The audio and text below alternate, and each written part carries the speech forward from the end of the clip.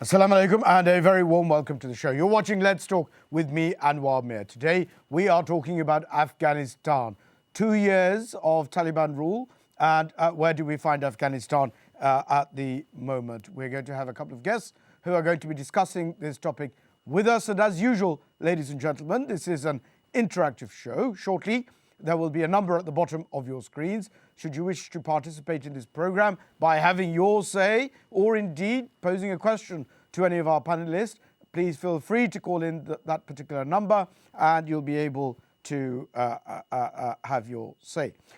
Allow me to introduce my guest to you. The first guest is Dr. Nurul Haq Nazimi, who is the director of the Afghan and Central Asian Association.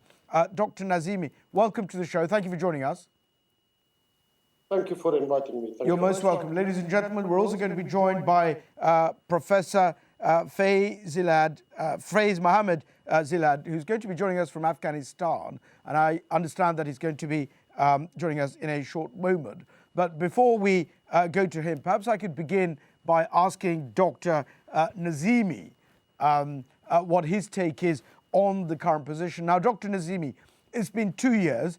Taliban rule in Afghanistan. You know the historical narrative of it. There was a time when the United States was supporting the Mujahideen against the Soviet Union. And of course, 9/11 changed all of that. Where do we see Afghanistan at the moment? The 15th of August 2021, it was a peaceful transition by the former President Ashraf Ghani Ahmadzai and the U.S. Ambassador Zalmay Khalilzad due to their internal tribal interest and tribal connection with the Taliban, which unfortunately they have misled the United States administration, they misled the world, and they misled the people of Afghanistan. As you touch on an important topic such as fighting against the USSR was taking place only in the north of Afghanistan by the Mujahideen. And the Mujahideen, who are mainly from Tajik background, Farsi speaking, they didn't allow the USSR to expand its military bases into the Pakistani border, because if they expanded their military bases into Pakistan, then of course it was a disaster for the Western interest. So 2 years ago, what was happening, since Ashraf Ghani Ahmadzai, originally he came from a Kuchi background. Kuchi, in English language, sometimes we call them gypsy. Who the group freely moving during the winter, they are moving to Pakistan. During the summer, they are using the environment of Afghanistan with thousands of sheep. They don't pay tax, they don't serve military services, but unfortunately, I don't know why our friends, the NATO alliance, trusted him by giving him so much power. And finally, he became the president of Afghanistan that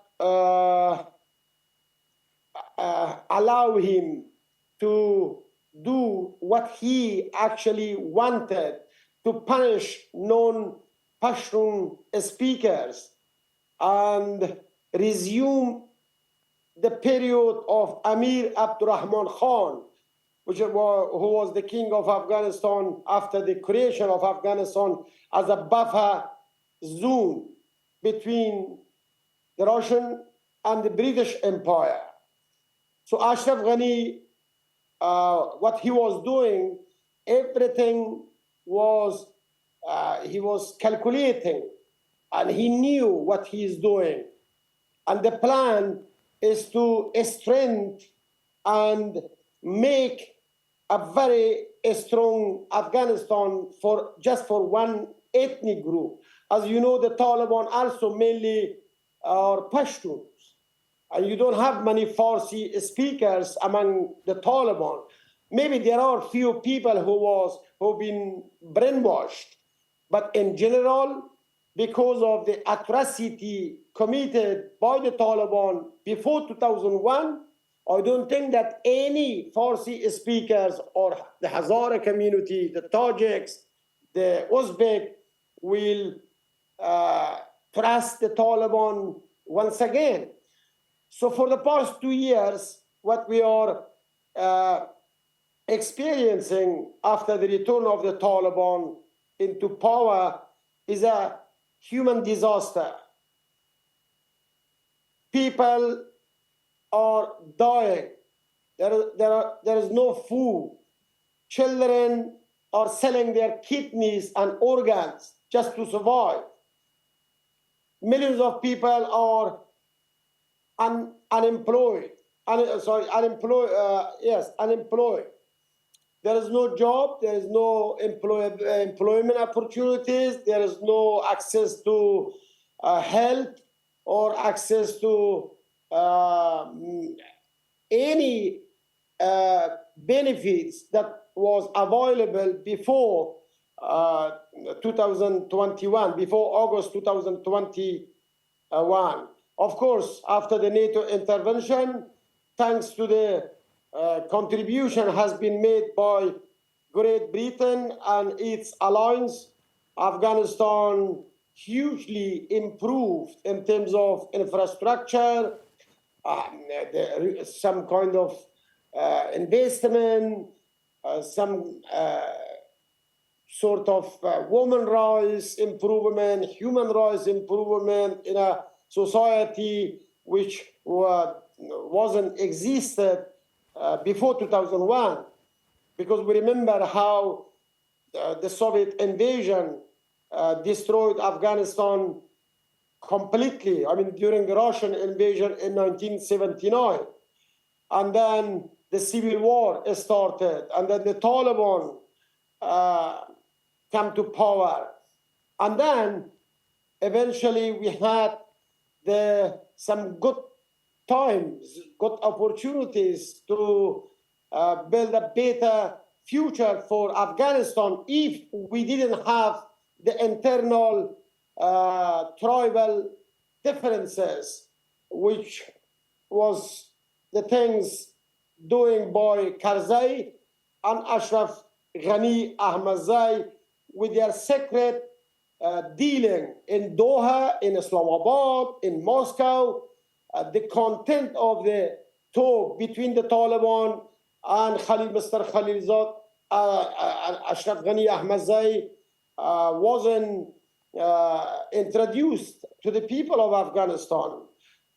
The only things that we knew, it was just the news on the continuation of the peace talk in Doha or Islamabad or Moscow, but we didn't know what is going on the closed doors and what are the contents in those documents signed by the Ashraf Ghani government as well as the Taliban.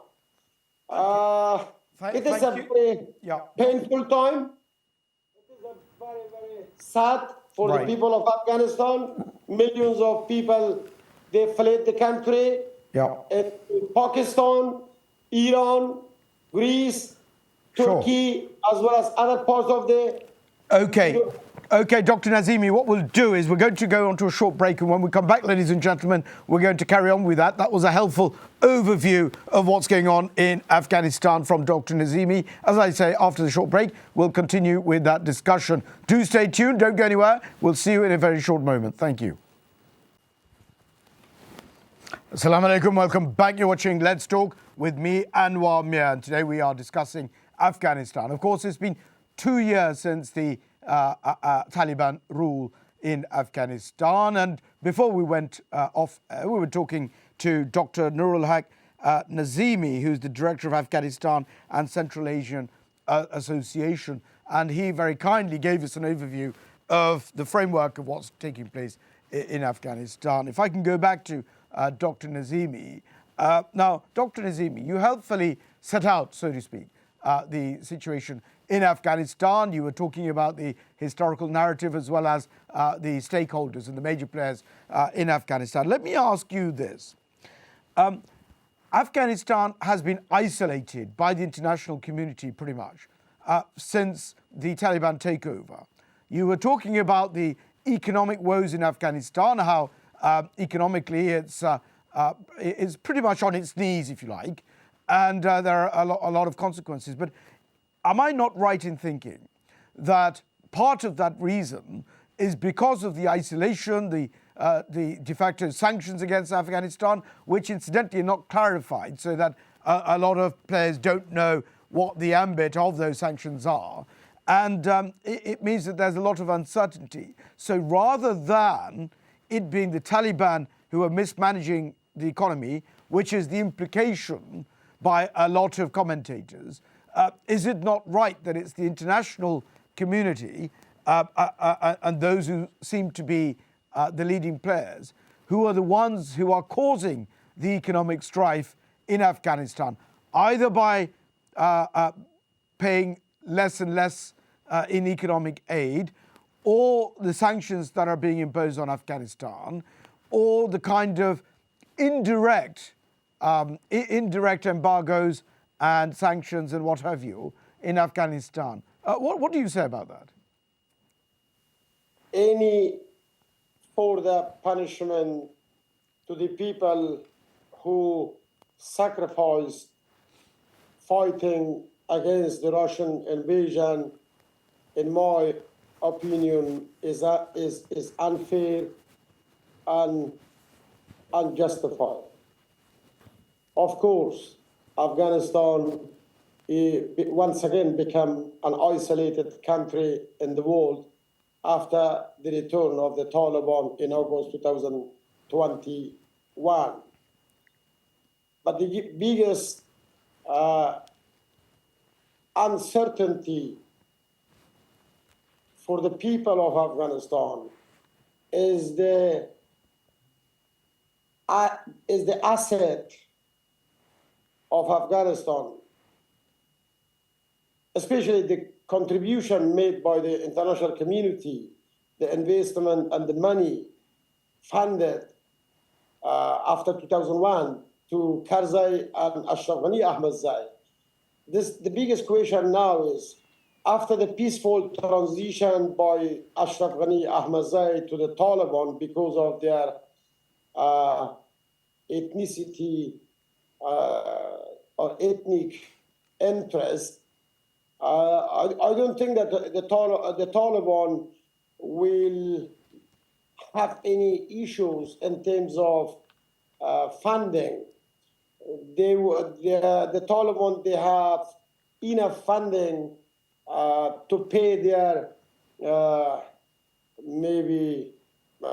groups who are fighting for the Taliban, the people who are supporting the Taliban. As I said, those assets which was existed in the Afghanistan Central Bank, they all also transferred peacefully to the hand of the Taliban. If we talk about the sanction, again, the cultivation of opium, this is another source of income for the Taliban, which means that sanction also cannot stop the Taliban from continuing power. But then as a community leader,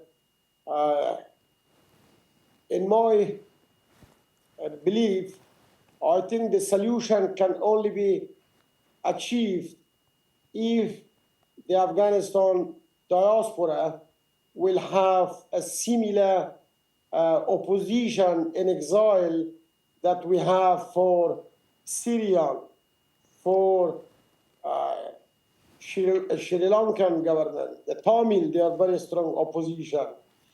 And I think that the Iraqi and so many other countries, they have a very strong diaspora movements, a very strong opposition in exile, where in the case of Afghanistan, as you can see, because of domination of power by Pashtuns, the people, they are very fragile. There is no any unity. The people of Afghanistan become a small group. They don't trust each other. They are not coming together. Most of the ethnic group, they are only following their own aims and doing their own activities rather than coming together and talk about the future of the country and finding the solution.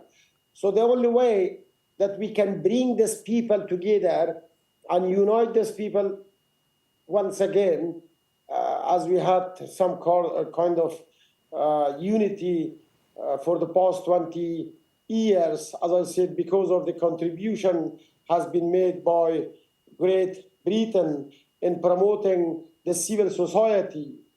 For the past 20 years, we had a very strong civil society in Afghanistan, supported by British NGO that help people to come together and improve their quality of life through capacity building. Where now the people, they are very fragile, they are Okay, Dr. Nazimi, I mean, you've helpfully set out a number of issues, and I think that whilst you've touched on some important points in relation to the dynamics that are taking place in Afghanistan, for example, the need for unity between various tribal factions and what have you, is it not right to say that all the people that you've spoken about, for example, the British interests and so forth, they themselves come from the perspective of the fact that they need to secure their own interests, the United States as well. When the United States cooperates with the Taliban, it does so simply to make sure that the issues such as that of terrorism are controlled and are dealt with. The issues such as the drug production that you touched on as well, that is dealt with. The issues such as the US-China competition, because of course, as we know, Afghanistan throughout history has effectively been a pawn in this chess game of, and to be perfectly frank, being used by various other nations and blocs to carry out their own proxy wars, previously, as we know, between the United States and the USSR, and now with the intervention of the Chinese influence in the region as well, together with the fact that you have Pakistan also in the equation. I mean, there are a number of dynamics here, and effectively what it boils down to is this: the best interest of the Afghanistani people are the least of the concerns of these people, of the players. So whilst we have Britain and whilst we have the United States, the last thing they think about, I suspect, although they probably won't admit it, is the interests of the Afghanistani people. They put America first. They put Great Britain first. And whilst, of course, we have the regurgitation of women's rights and women's education and women's football and so on and so forth. Do you really think that that is at the forefront of the agenda for the United States and Great Britain? Or do you think that, as I've said, there are other factors in play, namely using Afghanistan, as they have done in the decades previously, in order to further the de facto and the proxy conflicts that they themselves have, whether they are express, such as was with the United States, with the USSR, or whether they are not so expressed, such as you have with China. Do you see what I'm trying to say? Sorry. What I have seen here in Great Britain after the fall of Afghanistan, the entire British population, they feel very sorry what's going on in Afghanistan, and they are all the time putting pressure on the government to continue with the humanitarian aid to make sure the people. But Dr. Nazimi, forgive me for interrupting you, but the reality is this, isn't it? That the British government has given a fraction of aid than what it has done previously. So previously, in the year before, it had given over 400 million pounds sterling, whereas this year it has only given 5% of that. You heard me right. 5% of the pre-Taliban payments, and now the payment that is being made now is so minuscule in comparative terms. So whilst you might say that the British public are right behind the best interests of the Afghanistan people, the reality is that the money is not being sent, that aid is not being sent, and where it is being sent, the strings are attached to it to say that it must be allocated to certain initiatives, are not necessarily the kinds of initiatives that it needs to go to. So it's not just about women's education. There are other needs as well that need to be fulfilled. And those conditions seem to be quite onerous upon the Afghanistani people. So what I'm simply asking you is this. Whilst the British people, Middle England may well want the best interests of Afghanistan and its people, the reality on the ground is different. I mean, if it was, in fact, some people might say that the British people may not be so, busting a gut, if I can use the phrase, to be concerned about the welfare of the Afghanistani people. And you can see that because when the Afghanistani people come to the United Kingdom to claim asylum, the Afghanistani interpreters, for example, the resettlement program that has taken place, a lot of Middle England complain. They say, well, we don't have any room. We can't accommodate these people. Where are we going to put all these people? Despite the fact that there are policies in place in order to be able to resettle those such as the Afghan interpreters during the conflict in preceding years. So one may question, may they not, whether or not Britain is in fact really concerned about the individual public, the individuals in Afghanistan, as opposed to British interests in terms of the conflicts, the wider conflicts, whether they are overt or covert. So as a community leader, I have seen how the British government promptly acted on evacuation, and Great Britain was the first country in the world which evacuated over 28,000 people just in 1 week after the return of the Taliban.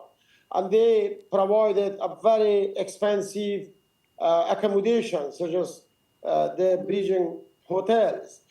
This is one thing. On the other hand, when you talk about the reduction in terms of the aid distribution to Afghanistan, one of the reasons the British government, I assume that they don't want to send more money to Afghanistan. Why? Because the Taliban, they are not accountable. They are not transparent.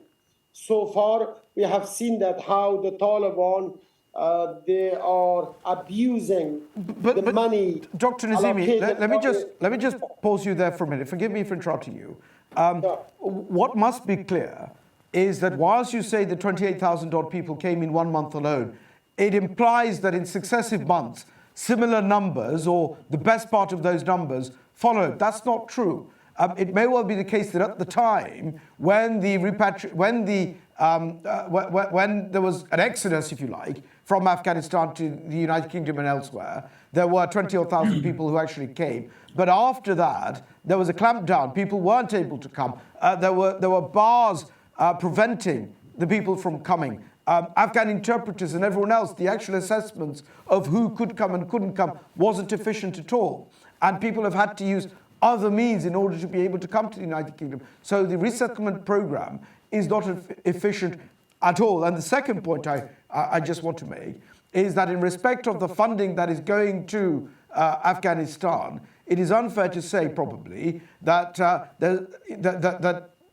blank checks were given to the Taliban. It wasn't quite like that, I suspect, because what seems to have been the case is that when money is sent, there are organizations and NGOs and other departments or representatives of the United Kingdom and the various departments on the ground. They're the ones who are spending the money. Checks are not being deposited, or certainly money is not being wired into the bank accounts of the Taliban regime.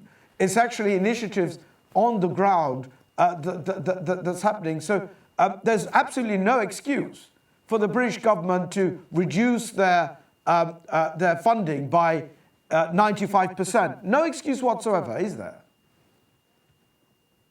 Well, I think that Great Britain is not the only country in the world that should help the people of Afghanistan. But let's stick to Great Britain for a moment, because I think that's what you were touching on, Dr. Nazimi. Let's focus on Great Britain, and we'll come on to the other nations in a moment. We're talking about the role of Great Britain, the country that we are in. Well, look, hold that thought for a minute and perhaps dwell on that whilst I ask my other guest, Professor Faiz Mohammed Jalan, who's actually joining us from Afghanistan.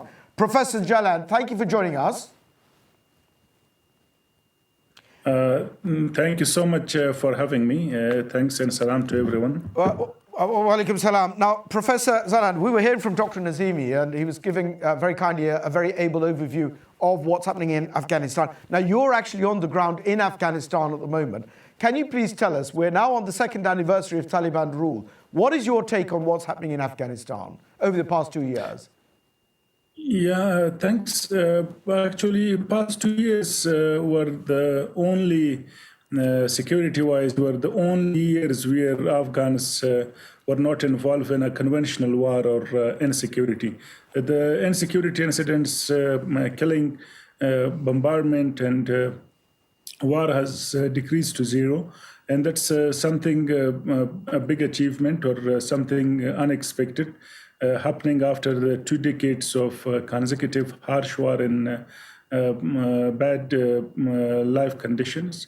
While the rest past 2 years have been not recognized as a government, Afghanistan is going through harsh and very difficult years of economic sanction.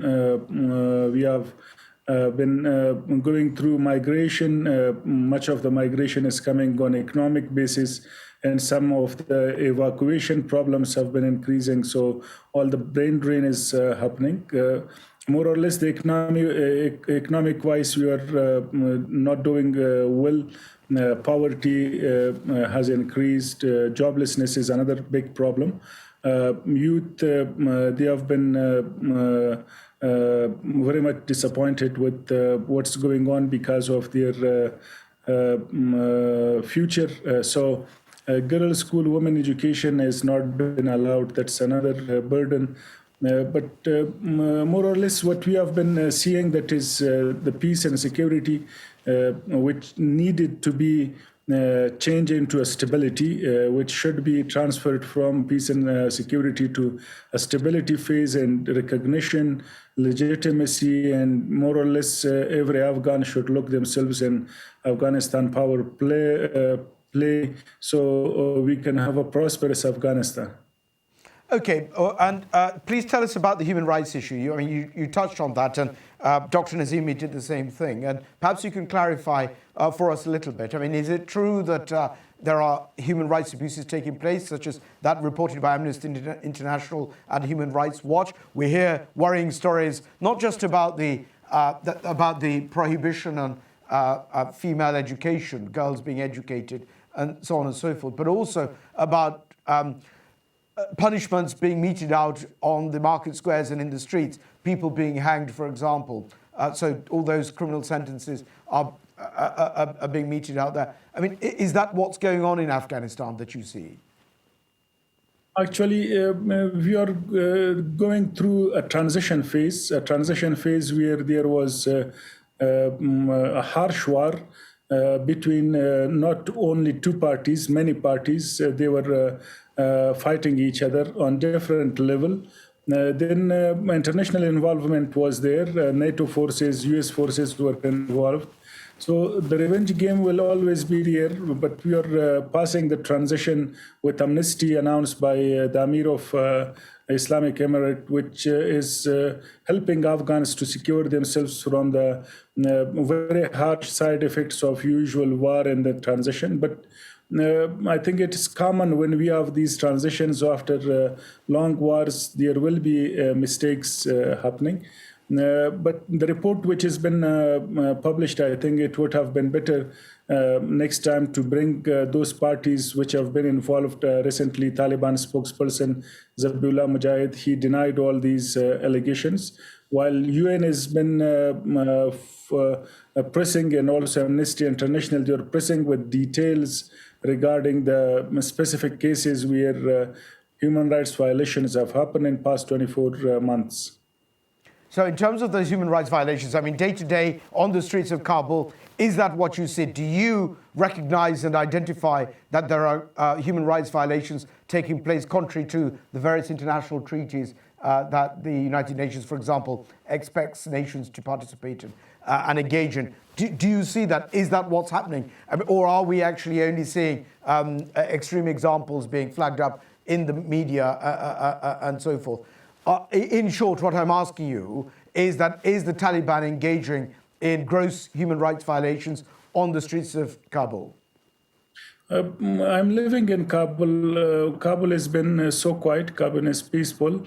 But what's going on and what I have not been really following the details, but what's going on in the past 24 months, Taliban have not allowed the women to demonstrate, the girls' demonstration, women demonstration, and their demonstrators were not allowed on the streets.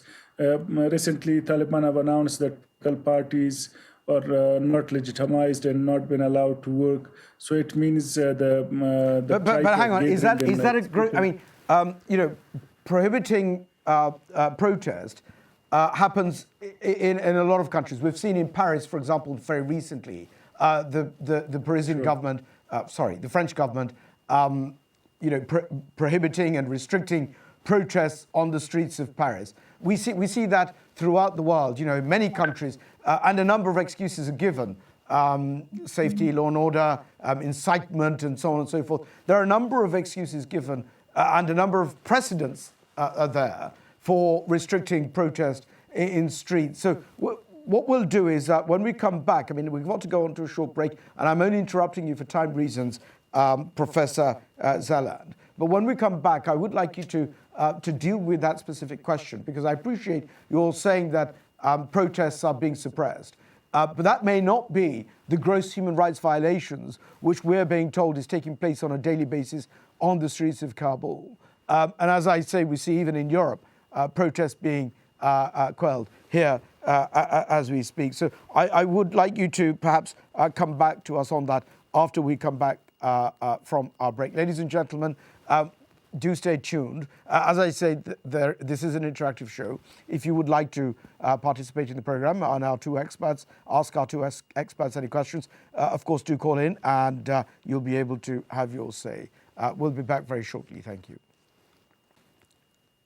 Assalamu alaikum and welcome back. You're watching Let's Talk with me, Anwar Mir. Today we are discussing Afghanistan and we have two experts with us discussing that particular issue. As you may well know, it's been 2 years since the onset of Taliban rule in Afghanistan, and our experts today are Professor Faiz Mohammed Zaland, who's actually based in Afghanistan as we speak, and Dr. Nurul Haq Nazimi, who's the Director of Afghanistan and Central Asian Association here in the United Kingdom. And just before we went off air, we were speaking to Professor Zaland, who was giving us his take on what is happening in Afghanistan. And I'd asked him this about the assertions and the allegations of human rights violations in Afghanistan, particularly in the capital, in Kabul. And Professor, I think you were going on to explain that one of the examples that you gave was the restrictions on protest, particularly by the girls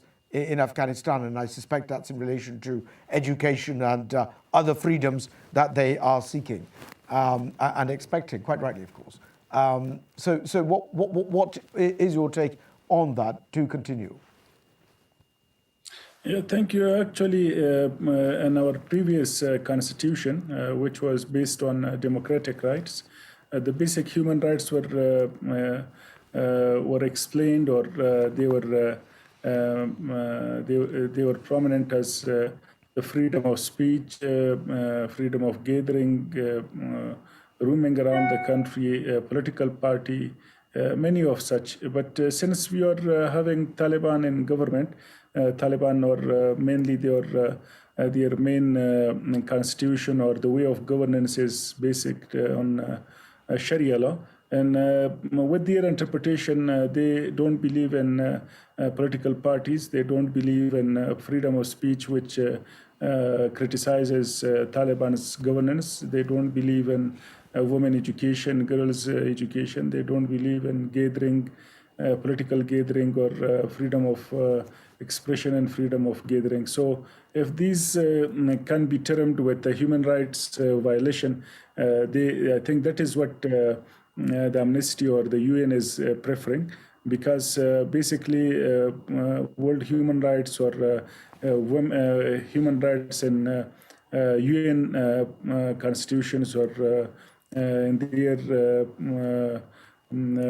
how they propagate is that human beings are free to express their ideas, they are free to for gathering, they are free for political parties.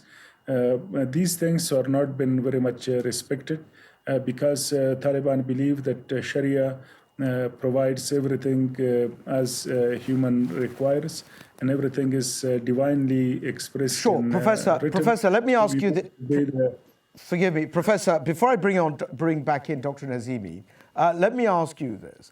You say, for example, that they do not allow criticism of the Taliban regime. Or is it, and I'm playing devil's advocate here, is it the case that they do not allow criticism of Sharia law? So, for example, where they have jurisprudence which is sourced from Sharia or the Quran, for example, and the Hadith, if, for example, somebody rejects an Islamic principle, if somebody rejects what is said in the Quran, then surely if that legal framework says that you cannot reject something that is stipulated or set out in the Quran, then what is wrong with preventing people in a country which seeks to live by, or a government which seeks to live by the Sharia, for someone to reject that law and incite protest against that law? What is wrong with that? Because if, for example, in the United Kingdom, we have a set of laws, if somebody incites someone else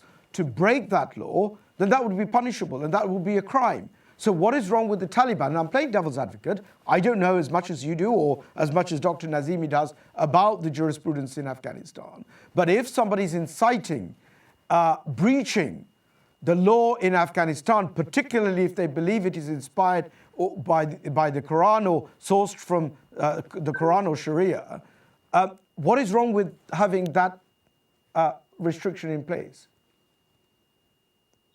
Actually, I'm not in a position to say right or wrong, but it would have been very, I think, exclusive if we could invite a Taliban spokesperson, as they have now for many different ministries. They have a national spokesperson. Well, no, office I'm also. asking you. And No, also we don't need the Taliban spokesperson. I'm asking you.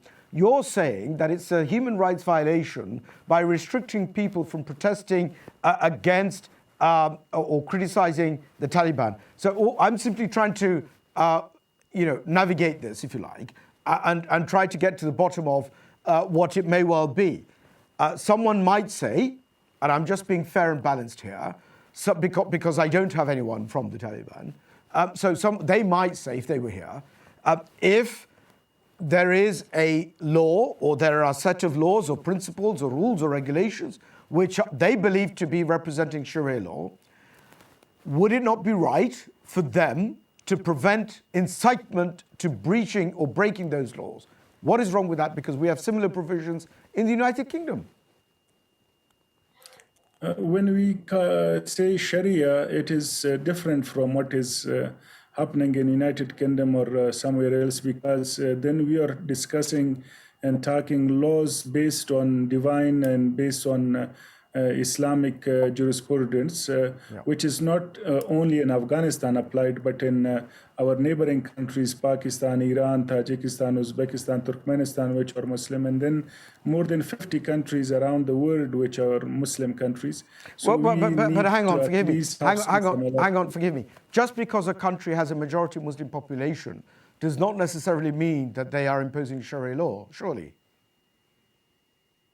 Whereas the Taliban are expressly saying, if it's Sharia law, we will implement it, or we will use our best endeavors to implement it. So if somebody says to them, you have a law in Afghanistan, this is contrary to Sharia law, I dare say the Taliban will say, well, that's wrong. We need to make it as akin to Sharia law as possible. Look, let me go to Dr. Nazimi. Maybe he can clarify this possibly. Dr. Nazimi, in respect of human rights violations in Afghanistan, the Taliban have made no secret of the fact that they wish to impose Sharia law to the best of their understanding of what Sharia law is and their interpretation of what Quranic values are. If, for example, they are saying that we are the government of Afghanistan, we have and want to impose Sharia law, if somebody says and incites others to break that law, is it wrong for the Taliban to say that that incitement to breaking a law of that country is wrong and should be disciplined? Is that wrong? First of all, the Taliban ideology does not represent the will and the wish of the people. The Taliban has committed serious crimes for the past 25 years. But that is that is a subjective view. A lot of people might say that here in the United Kingdom, the Conservative Party does not represent the will and the wishes of the British people.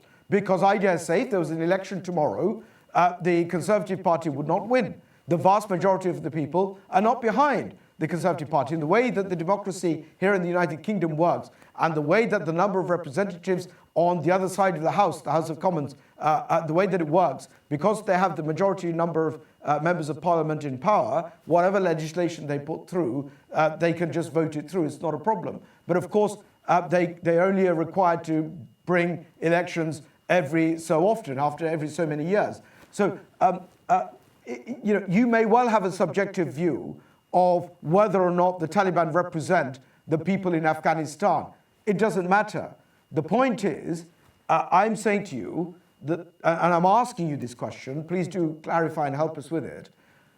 At the moment, the Taliban is in power. That's unequivocal. That's a statement of fact. The Taliban government is in control. Statement of fact. The Taliban are setting the laws. Again, statement of fact. My question to you is, if they have a set of laws in place, whilst those sets of laws are in place, whilst those sets of laws are being enforced, if somebody else comes and says, a member of the public or other citizens or another government, for example, that in the West, incites a breach of that law or incites someone to break that law, should that not be something that the Taliban say is not acceptable? Or if somebody voices and incites people to break that law, should the Taliban not be able to say that incitement and that propagation and that communication of such incitement is something that does not come within the sphere of freedom of speech, but actually, you know, as I say, inciting sedition or breaking the law? No, as I said, we cannot compare Great Britain with Afghanistan. Great Britain, they are the greatest civilization, the greatest democracy. Okay, well, look, that's debatable, but that's debatable. Just answer the question if you can, please. Where you have a set of laws in a country, irrespective of whether or not you question the legitimacy of that particular government, because a lot of countries around the world can be pointed to, and a lot of people would say that the government of that country may not be legitimate. That's a different debate. What I'm saying to you is, it is a statement of fact that we have the Taliban as a government in Afghanistan. That's a statement of fact. It's true. So the question, and again I repeat, where you have a law in a country, if somebody advocates breaking that law, is it wrong to require that act to be disciplined? And that's why I emphasize the importance of the diaspora representation to focus on advocacy, lobbying, campaigning in order to defend the rights of 40 million of people in Afghanistan. That's why we have the United Nations. That's why we have NATO. Okay. That's why we have EU to make sure the Taliban shouldn't survive anymore. There should be an international. I think that there is the obligation of the international community to support the will and the wish of the people of Afghanistan, the people who sacrificed their life fighting against the USSR. And the Taliban, they are representing a very minority group. Can you please tell me in which country in the world you can give me an example to see a very minority group will lead the majority of 40 million population? And I think that the answer is you can't find any country in the world that the minority group will impose their own ideology, their own culture, their own tradition, their own way of life to the people having some. Okay, Dr. Nazimi, I think with respect, you weren't answering my question. With respect, I don't think you answered my question. I think you went off on your own party political broadcast about what should happen to the Taliban regime when that wasn't my question. And if you want an example of minority rule, the United Kingdom, less than 50% of the people voted for the Conservative Party. So the the adults of the United Kingdom. So you wanted an example. I've given you one. I don't think you answered my question. I'm going to go back to Professor Zaland. Professor Zaland, let me move on. In terms of isolation of Afghanistan, okay, I think there's a technical reason with Dr. Zaland. So maybe I'll ask the same question to Professor. We have a technical issue with Professor Zaland. I'm going to ask the same question with Dr. Nazimi. Dr. Nazimi, as I said earlier on, it seems to be the case that Afghanistan is being isolated. Take, for example, India. Back in 2021, India closed down its embassy in Kabul. But nevertheless, of course, behind the scenes, they maintained engagement and a relationship with the Taliban regime. And I'm sure, as you know, as an international political commentator and observer, as you know, that a lot of countries where, despite the fact that there's no formal arrangement, diplomatic channel and arrangement between two nations, nevertheless, dialogue does continue because, of course, it's in the best interest of those nations to do that. You then also have Pakistan, which is a stakeholder and a player in the region. And then, of course, you have the influence of China, which is a major contributor and influence. My question to you is, despite the fact that you and people like you and many Western nations have an issue with the governance in Afghanistan, do you think that isolating Afghanistan, not giving them the funding, not allowing them to engage in international affairs, preventing them from being recognized by the United Nations and so on and so forth, do you think that that's in the best interest of the Afghanistani people, the people of Afghanistan? First of all, I don't have any political campaign to criticize the Taliban. But of course, I understand the pain and misery of the people, how they are suffering, and why the international community continue their sanction because of the Taliban. We touched on this earlier in our discussion. There are hundreds of international donors and international NGOs supporting and operating globally, whether they are in Syria or Palestine or Yemen or in Iraq or in some African countries. Why they don't support enough to the people of Afghanistan?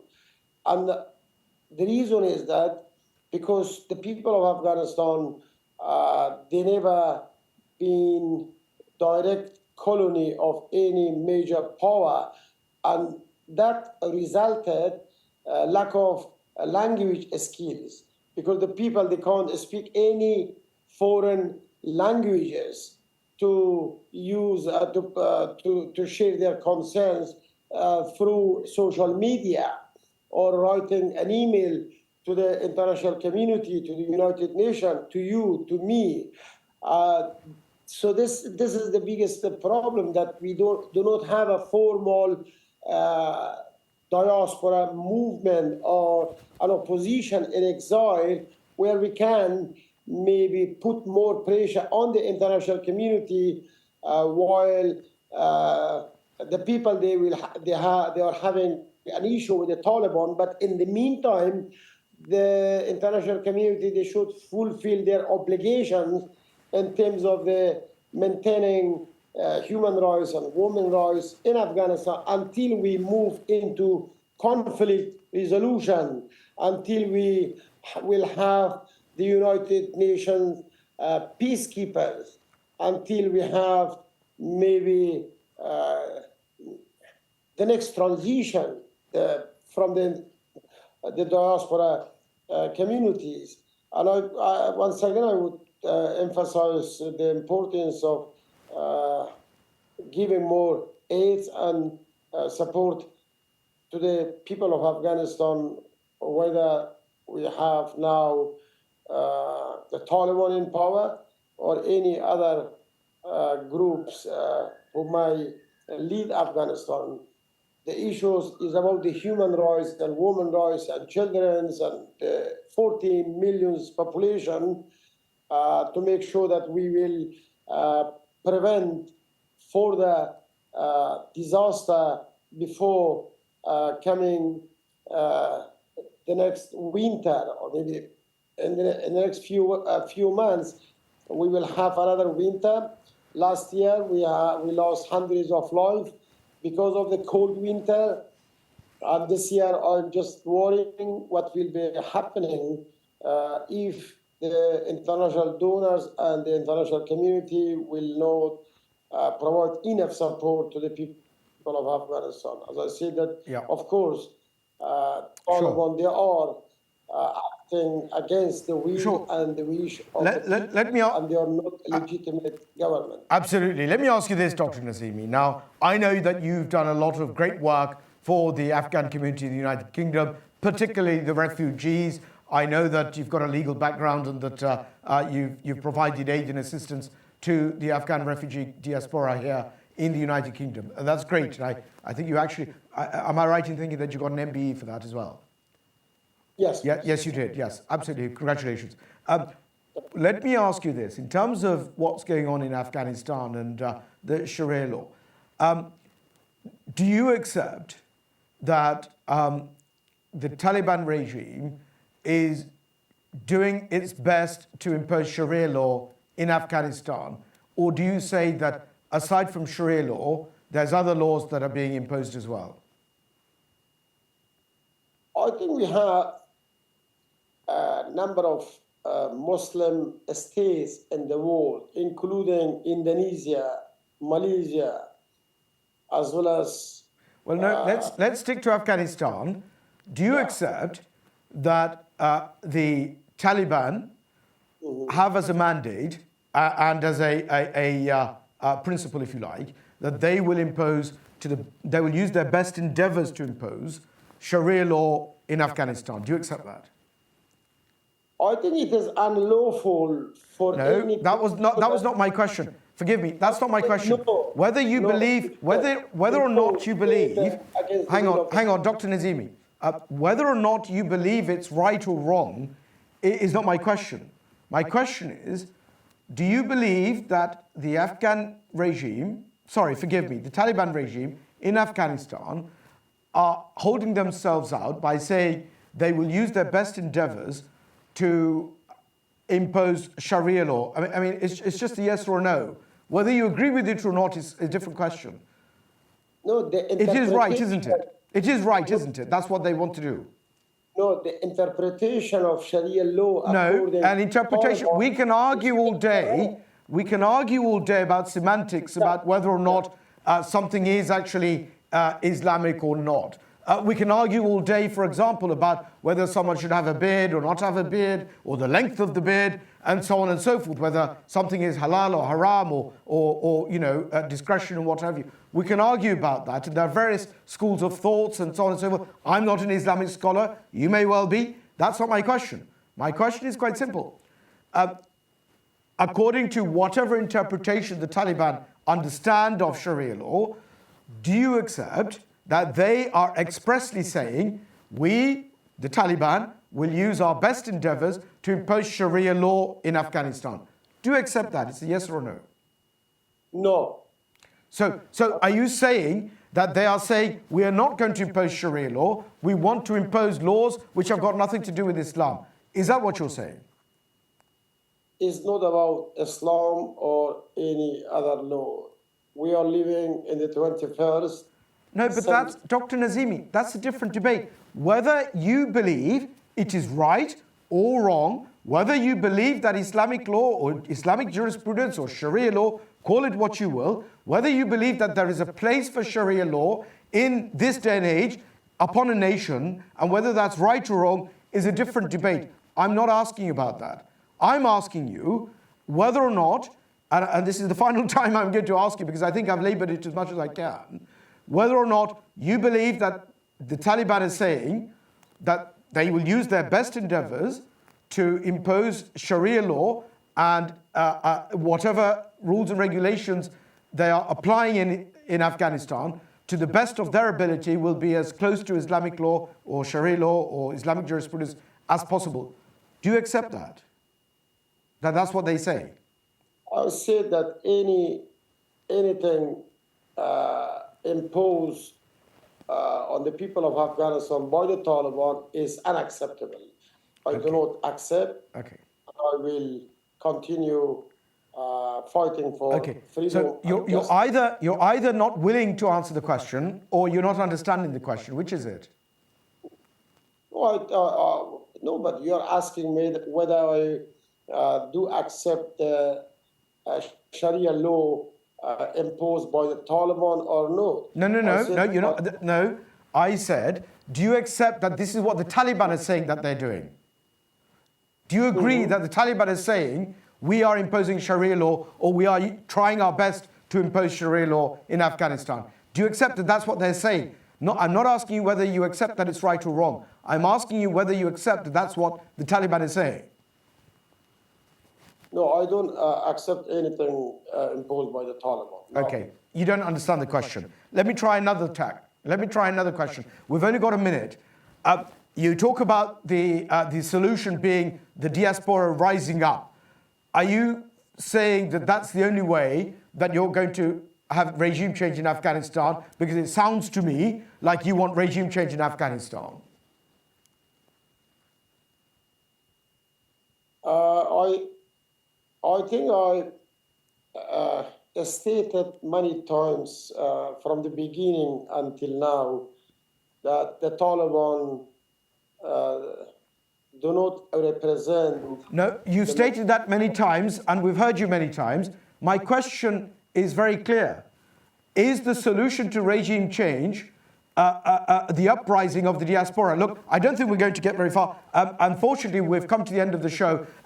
Dr. Nazimi, thank you very much for joining us. Professor Zaland as well, thank you very much for joining us. And of course, ladies and gentlemen, thank you too for watching. Until we see you again, please do keep us in your du'as and in your prayers. And of course, the Afghanistan people and people around the world, all Muslims around the world as well, and in fact, the entire population of the world. Keep them all in your prayers because we are one great big family. Do take care, keep us in your prayers. Assalamu alaikum.